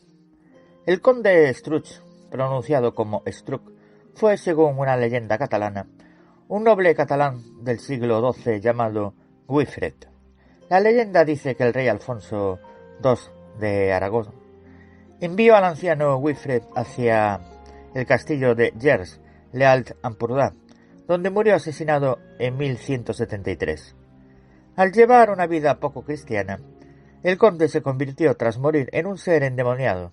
que chupaba la sangre de los lugareños de la zona y dejaba embarazadas a jóvenes que darían a luz a entes monstruosos que morirían recién nacidos. Aterrorizó a la población cercana hasta que una anciana monja, en algunos casos un ermitaño judío, que le hizo descansar con ritos relacionados con la cábala, consiguió acabar con él. El castillo perduró entero hasta que los estragos de la Guerra Civil Española, 1936-1939, lo destruyeron en gran medida. Además, esta leyenda es uno de los escasos mitos españoles relacionados con el tema del vampirismo que nos trae esta noche. A pesar de que la creencia general de que el vampirismo procede de Transilvania, ya existía una leyenda en el condado de Ampurias, actual Ampurdán, en el siglo XII, situado en la antiguamente llamada Cataluña Bella, es decir, aquella que durante la invasión musulmana no fue sometida a las hordas invasoras y permaneció cristiana, donde tuvo lugar la más escalofriante de las historias de Nosferatus o Estrugas, palabra esta derivada de Estrigues. Algunos la ubican durante el reinado de Pere el Católico hacia 1212, pero las fuentes más fidedignas la sitúan en 1173. En aquellos tiempos se vivían continuos conflictos entre la corona de Aragón y Cataluña contra los reyes de Francia para apoderarse de Occitania, territorio que pasó a pertenecer desde entonces a la Federación Catalano-Aragonesa. El rey Alfonso II el Casto era un joven de 17 años y desde la muerte de su predecesor, Ramón Berenguer IV, la tutoría de nuestras tierras estaba en manos del rey inglés Enrique II de Plantagenet, padre de Ricardo Corazón de León, el mismo de las cruzadas. El rey catalán tenía como enemigo principal al rey Llop, en castellano Lobo, de Murcia, y las incursiones en la Tarraconense eran frecuentes, y al mismo tiempo teníamos las luchas fronterizas del norte contra los francos en la disputa de Occitania. Por eso, el condado de Ampurias era un hervidero de intrigas, luchas con castellanos e ingleses, aliados del rey Alfonso, por un lado, y por el otro, los enemigos ya mencionados. Sin olvidarnos de los navarros, siempre en liza con el reino de Aragón. El conde Estruc fue un notable guerrero, que siempre luchó en favor de la corona catalano-aragonesa, y en aquellos años ya estaba en su senectud, por lo cual fue enviado a Gers, una pequeña villa cerca de Figueras, donde existía otro enemigo, esta vez interno, los paganos Gers. Parte de los catalanes del siglo XII aún vivían apegados a los antiguos cultos íberos paganos, anteriores al cristianismo, por lo cual estos eran un potencial aliado de los árabes, o tal vez de los francos. Por esa razón, el viejo soldado tuvo que reprimir esos cultos ancestrales que aún creían en la magia y en las ciencias ocultas, origen de la actual creencia en brujas y demás supersticiones, y obligar a los campesinos ampurdaneses a abrazar la fe en Cristo. Esta represión motivó que el anciano conde sufriera una maldición por parte de sus víctimas, y que tiempo después de su muerte natural, Estruc, rejuvenecido, se levantara de la tumba, convertido en reviviente, sembrando el terror por toda la Cataluña Bella. Dicen las antiguas leyendas que sólo salía de noche para beber la sangre de sus víctimas. Gustaba seducir y violar a las mozas casaderas, dejándolas embarazadas. Al cabo de 9 meses, las desafortunadas parían pequeños monstruos que morían nada más nacer, ya que, según las tradiciones antiguas, y aquí curiosamente idénticas tanto en Cataluña como en Transilvania, un vampiro no puede tener hijos. La muerte del noble coincidió con un año de malas cosechas y con una epidemia que envenenaba la sangre de animales y personas, quizás el cólera o la peste transmitida por las ratas. Si a esto añadimos desapariciones de personas y animales misteriosos ataques nocturnos, ya tenemos la leyenda del conde no muerto. Pues en los pueblos empezaron a contar la historia de un anciano conde víctima de la maldición de una bruja y que, como apuesto joven, volvía del reino de los muertos para chupar la sangre de animales y mujeres. El miedo se apodera rápidamente del pueblo. El cura atribuye estos fatídicos hechos a la maldición del conde. El pueblo determina finalmente llamar a un monje cabalista de una población cercana que, ayudado por sus conocimientos mágicos y esotéricos, logre destruir la maldición y que el conde Struck vuelva a descansar eternamente en paz. El rey Alfonso II tenía no pocos disgustos en aquellos tiempos, y la población estaba realmente aterrorizada. La gente tenía miedo de salir de noche, todos llevaban ajos y crucifijos para protegerse del terrible Nosferatu, y ya nadie podía dormir en paz, hasta que una anciana religiosa encontró la tumba del conde Struck y le clavó la estaca en el corazón, desapareciendo para siempre la maldición. ¿Veis, queridos amigos? Aquí tenemos las dos versiones de cómo se acabó con el conde Struck. Pero el recuerdo del vampiro sobrevivió al paso del tiempo, y aún queda el dicho tenir mala Struck o mala astrugancia para definir a quien tiene mala fortuna. Incluso durante generaciones las madres catalanas amenazaban a sus hijos con llamar al conde Struck si no eran buenos, y no hacían lo que se les mandaba. En el mismo Gers, un poblado donde sopla con gran fuerza la tramontana del Canigó, un viento frío y áspero que los antiguos habitantes achacaban a unas brujas legendarias, las célebres brujas de Gers, que dominaban los aires, el agudo silbido del viento, según las creencias populares, era motivado por la furia de estas mujeres. Y fijaros qué curioso. En Transilvania existía un mito semejante. Las Leles, es decir, las ellas, cuyo paralelismo es sorprendente. Otra leyenda catalana célebre es la de los Dips, nombre que se les dio a una especie de perros vampiros o perros estrugas que existieron en unas praderas situadas a unos cuantos kilómetros al sur de Reus. Por esa razón se creó un pueblo llamado Pratdip, cuyo nombre es una unión de la palabra Prat, pradera, y Dip, que en su escudo incluye la figura de un can harto. Significativa, queridos amigos, sin embargo, la importancia del conde Struck es decisiva en la evolución del mito vampírico, aunque en aquel tiempo no se le conocía como tal nombre, y podemos considerarle como el primer upiro vampiro de la historia, tal y como lo entendemos actualmente. Es sabido que en aquellos años Ricardo Corazón de León, futuro rey de Inglaterra, residía en la misma zona en que se desarrolló la leyenda del conde Struck, ya que fue enviado por su padre Enrique II de Plantagenet para participar en las guerras del Rosellón a favor de la corona aragonesa y catalana contra los francos, estableciéndose en Perpiñán, a muy escasas leguas de Figueras y de Gers. Tal vez este dato justifique que, tras la Tercera Cruzada, acontecida entre 1190 y 1192, el mito pase al este de Europa. Ricardo de Inglaterra atravesó el Danubio, camino de Tierra Santa, y que a su regreso en 1193 fue hecho prisionero por Leopoldo, duque de Austria, quien solicitó un fuerte rescate, originándose en Inglaterra el conflicto que hemos visto en las películas de Robin Hood. El rey inglés estuvo encerrado en el castillo austriaco de Thierstein, muy cercano a Transilvania, y cosa curiosa, es a finales del siglo XII que estas leyendas irrumpen en los Cárpatos. Los revivientes masculinos fueron llamados Strigoi y los femeninos Strigoiaca. Como vemos, su fonética es muy semejante a la palabra Estrigues, el mito griego, pero también a Estruga, la leyenda catalana. Se ha especulado mucho sobre el origen de la leyenda del conde Struck, pero la hipótesis más creíble es la que estuviera relacionada con el catarismo en Occitania, que la Iglesia de Roma condenó llevando a la hoguera a miles de sus fieles.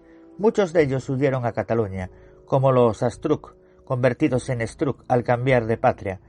De los cátaros se contaban muchas historias macabras para justificar su persecución, tal como ocurriera con los primeros cristianos en la Roma de los Césares. Se sabe que se les acusó de servir a Lucifer, de practicar actos satánicos y toda clase de aberraciones. Esa calumnia, en el caso de Struck, se convirtió en leyenda con el paso de los años, llegando hasta nuestros días, convertida en relato de vampiros. Como os dije antes, el castillo de Llers, donde transcurrió la leyenda, fue destruido en la Guerra Civil Española a causa de una explosión de la iglesia, situado al lado mismo que fue utilizada por los republicanos como polvorín. El pueblo fue asimismo arrasado por dicho motivo. ¿Qué conclusión podemos extraer de todo esto, queridos amigos de Ceniza da Morte Podcast? No se tiene ninguna documentación histórica sobre la existencia del conde Struch. Todo procede de la tradición oral catalana. Se cuenta que la documentación que existía se perdió en las ruinas del castillo de Llers, que, como os dije, fue utilizado como polvorín y bombardeado por la Legión Cóndor durante la Guerra Civil. Es posible que el mito se construyera con datos de varias personas reales, como pasa con otros personajes legendarios. Pero sí tenemos claro una cosa: la leyenda del conde Struck cruzó la historia durante tantos siglos porque algo debió impresionar profundamente a sus protagonistas para que conservaran este relato pasándolo de padres a hijos. Y hasta aquí, queridos amigos, esta historia y la leyenda del conde Struck. Ya veis, uno de los primeros vampiros europeos y catalán. Y mirad, queridos amigos y oyentes, que en el programa de hoy os he hablado de varios importantes, como era el caso de Arnold Paole o Jure Grande. Pero aquí teníamos a nuestro conde Struch, y posiblemente más antiguo que los que acabo de mencionar. Bueno, eso de posiblemente me muerdo la lengua, porque los anteriores son del siglo XVIII y XVII, o sea que sí es bastante más antiguo que el conde Struch es del siglo XII.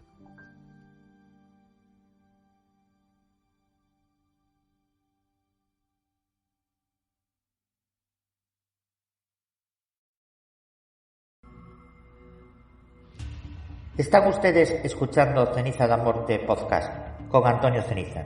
Pueden ustedes seguirme en los siguientes blogs y webs. En mi blog Misterios, Leyendas de Galicia y Asturias.wordpress.com, en el blog leyendasceniza.wordpress.com y en el blog leyendasdelmundoceniza.blogspot.com. Asimismo, también me podéis seguir en mi página web, que es antonioceniza.6t.net.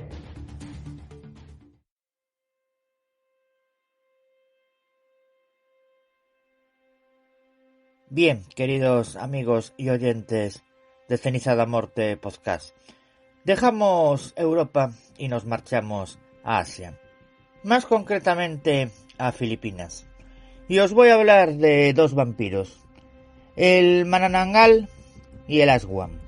Y vamos a comenzar con el Manananggal, la vampira de Filipinas.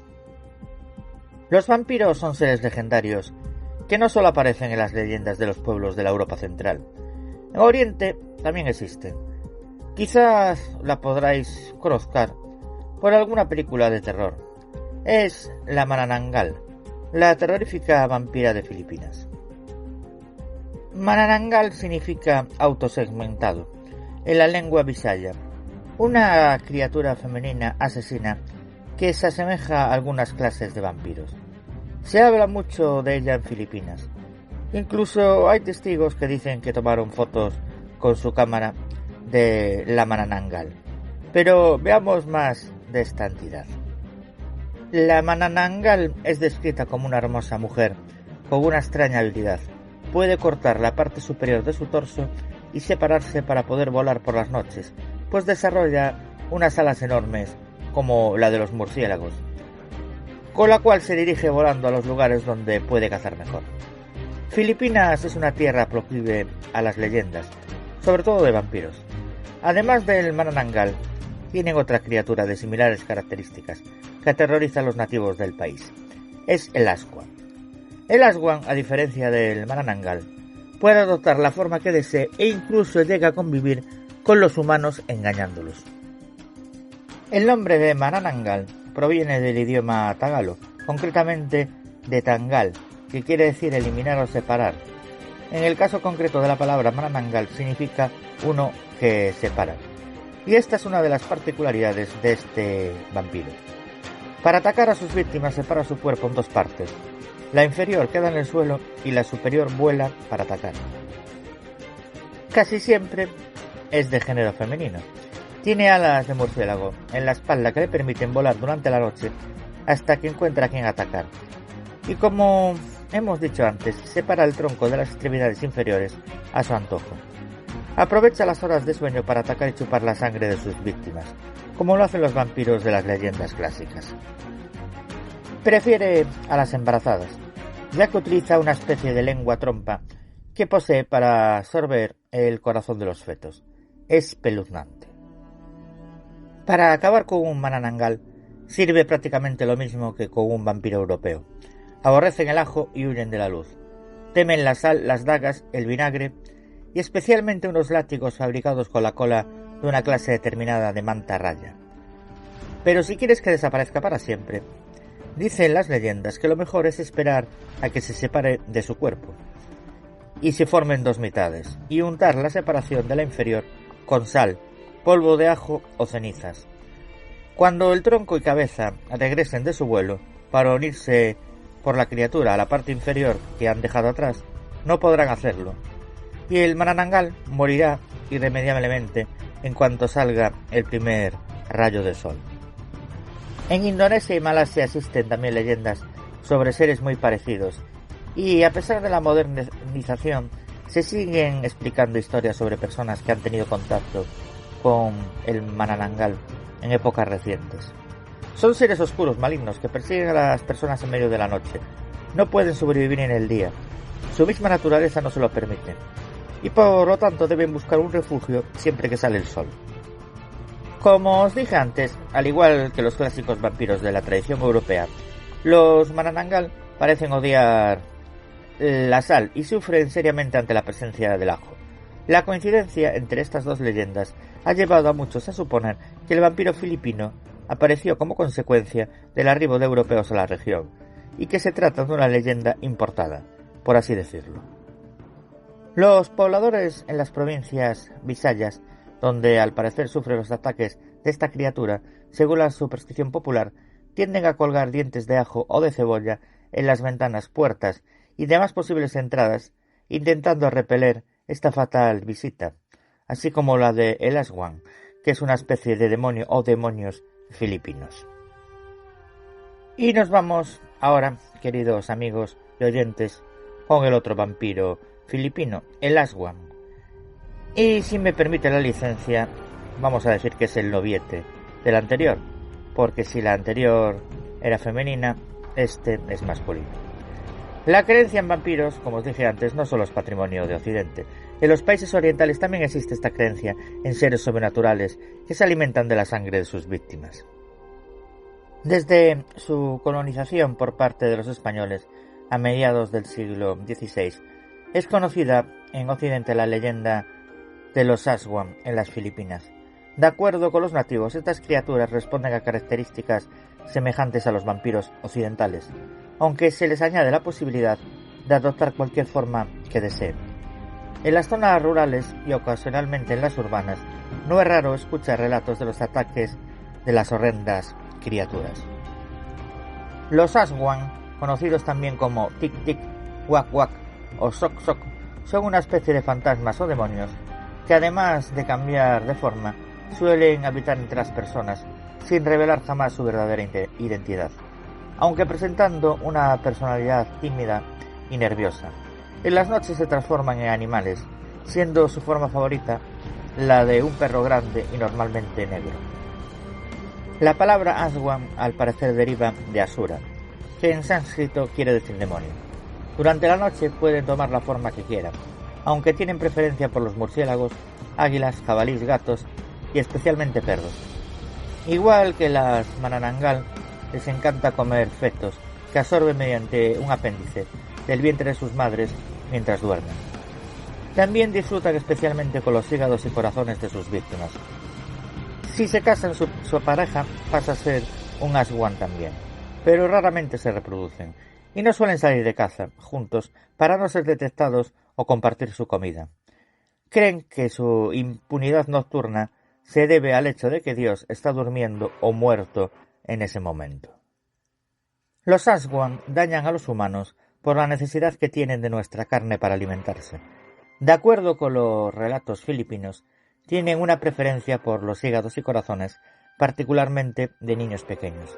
Son rápidos y silenciosos, y algunos presentan una probóscide capaz de extraer los fetos de las mujeres embarazadas, los cuales apetecen. También se dice que pueden adoptar formas largas y delgadas para esconderse detrás de las plantas de bambú. La leyenda más famosa de los Aswang se refiere a su habilidad para reemplazar personas, vivas o muertas, con un maniquí hecho de troncos de plátano. Si la persona está viva, morirá en manos del demonio, y su clon se debilitará y morirá ante los ojos de su familia.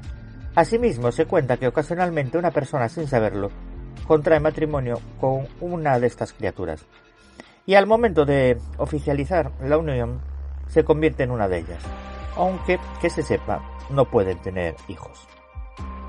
Los Aswang no temen la luz del día, y pueden convivir con los humanos, haciéndose incluso amigos de alguno de ellos. Se dice que a sus vecinos y personas cercanas jamás les harán daño, por lo que un dicho filipino reza: mejor un Aswang que un ladrón. Asimismo, a pesar de su capacidad para moverse en el día, carecen allí de su fuerza sobrehumana, lo que los hace vulnerables a los mortales.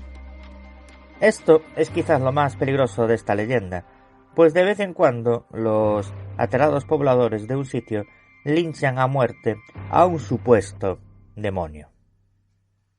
Parece ser que los ataques del supuesto Aswang van en aumento en las Filipinas, en ocasiones con la forma de un gigantesco perro negro, pero también como gato u otros animales carnívoros. Los Aswang supuestamente han causado varias heridas, en ocasiones bastante serias, a algunos pobladores, ante todo de la región de Mindanao, en el oriente de las Filipinas. Uno de los relatos de una pareja casada indica que el perro, al verse rechazado, se esfumó en el aire. Algunas mujeres embarazadas y con hijos en brazos también han denunciado ante las autoridades la existencia de sonidos en las noches de criaturas que se arrastran fuera de sus casas, y supuestamente serían los Aswang intentando acercarse a sus hijos. Ciertas o no, estas historias tienen una macabra e interesante semejanza con los relatos de Popobawa en África Oriental. ¿Acaso existen estas criaturas realmente alimentándose, quizás, de los miedos de los hombres? En todo caso, existen varios sistemas para mantener a raya a los Aswang: el ajo, la sal, objetos sagrados, crucifijos o agua bendita, y el sonido de un látigo se supone que los mantiene a raya, nunca mejor dicho. Asimismo, pueden identificarse de varias maneras, la más interesante de las cuales es observando el reflejo propio en los ojos de la otra persona. Si apareces al revés, estás ante una de estas criaturas. Y hasta aquí esta interesante historia de estos dos vampiros filipinos, para que veamos que no solamente los vampiros es patrimonio, o han comenzado, digamos, en Europa.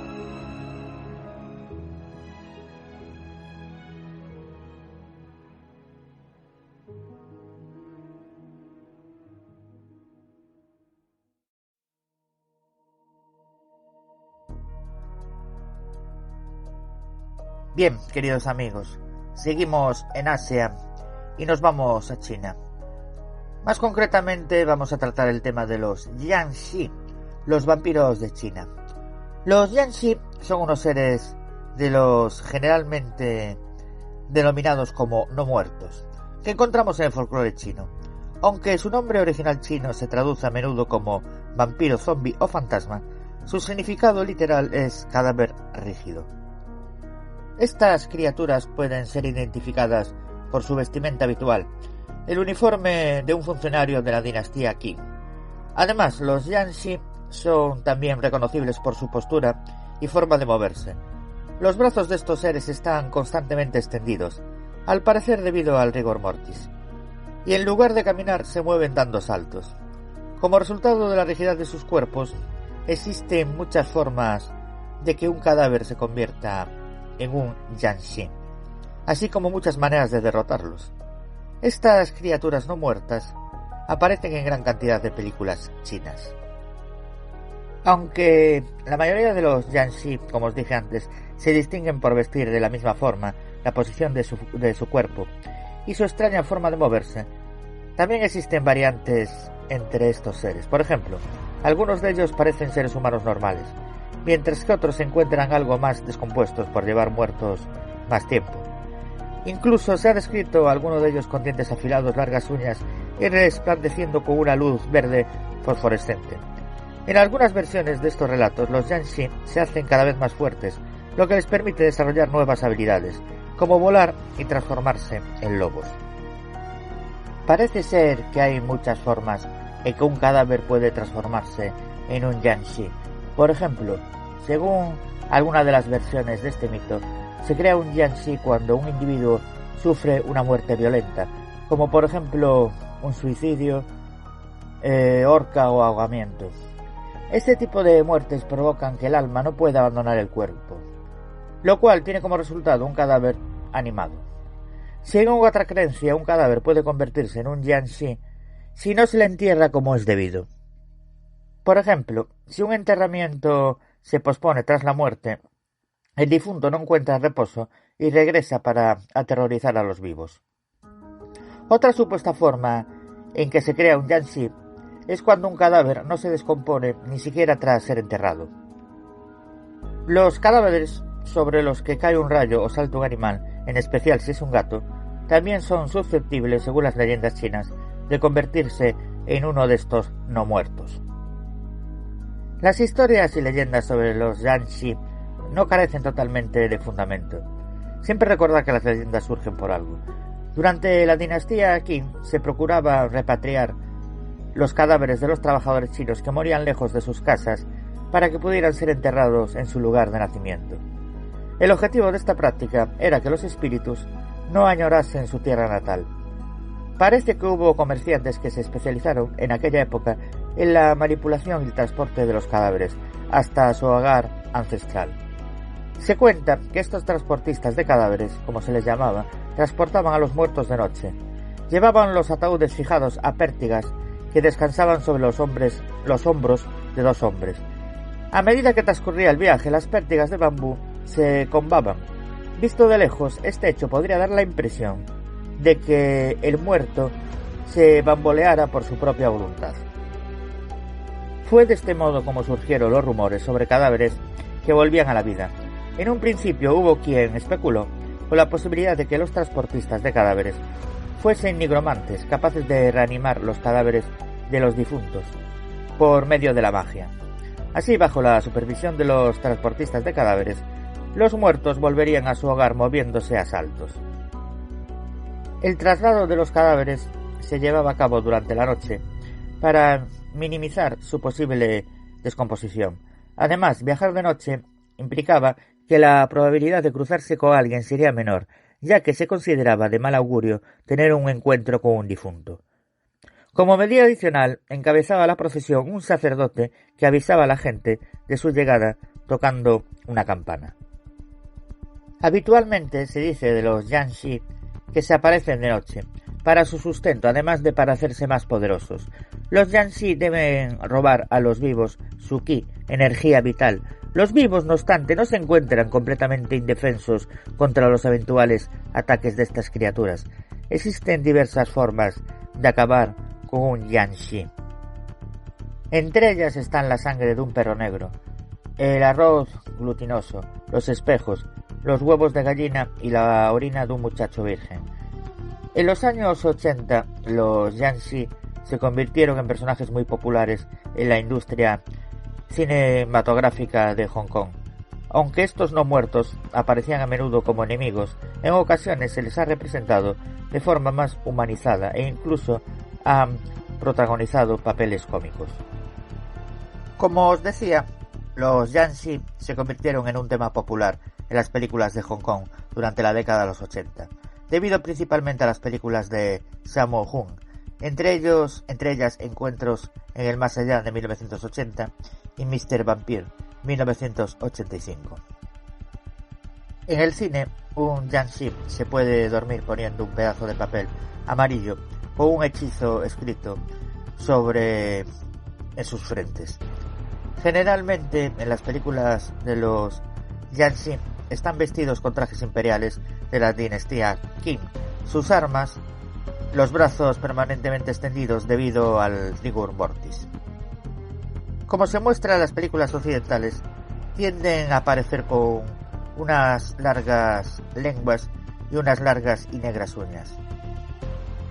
Como curiosidad, decir que se pueden despistar a estas criaturas por la detención de la respiración. Son ciegos y con falta de conocimiento. En el film Mr. Vampire, su representación visual es como horribles funcionarios de la dinastía Qin, que refleja un estereotipo común entre los Han, chinos extranjeros manchurios del pueblo, que fundaron la tan despreciada dinastía, como criaturas sanguinarias con poco sentido para la humanidad. En la sabiduría tradicional del Feng Shui, en la arquitectura china, se instalará una pieza de madera de aproximadamente 15 centímetros de altura a lo largo de la anchura de la puerta, en la parte inferior, para evitar que un Jiangshi entre en el hogar. Como curiosidad, cuando hay cereales, arroz, semillas o algo pequeño tirado en el camino de un Jiangshi, los Jiangshi se detendrán y contarán los granos de arroz o los granos de lo que encuentren. Y esto me llama a mí poderosamente la atención, porque yo soy gallego y también hay una costumbre aquí que pasa con los duendes, o en Asturias con trasnos, trasgos y tal, que se dedican exactamente a contar los granitos o contar las monedas. Otros elementos utilizados para repeler a un Jiangshi en las películas son los huevos de gallina, mientras que los huevos de pato son ineficaces. Y hasta aquí estos Jiangshi, vampiros chinos, para que veamos cómo el tema del vampirismo está presente en todos los continentes y es un fenómeno universal.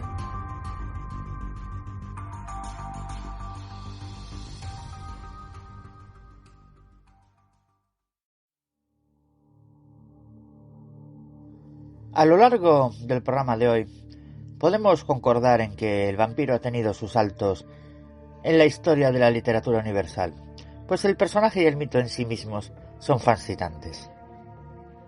Este éxito se ha dado conforme a su propia evolución, que lo llevó de ser siempre el malo del cuento a ser hoy en día hasta la víctima o el héroe. La figura del vampiro es más antiguo de lo que la gente piensa y casi siempre ha sido relacionada con el plano demoníaco, es decir, siempre ha sido una forma antagónica y oscura. De acuerdo con la principal característica del personaje, usar la esencia vital de otros como alimento, podríamos decir que las primeras referencias históricas de un vampiro están en la tradición oral judía, recogida posteriormente en los escritos del Talmud.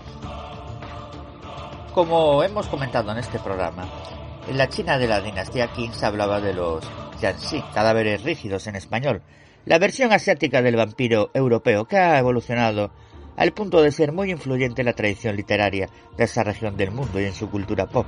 También hay versiones del mito en el Medio Oriente y en la América precolombina.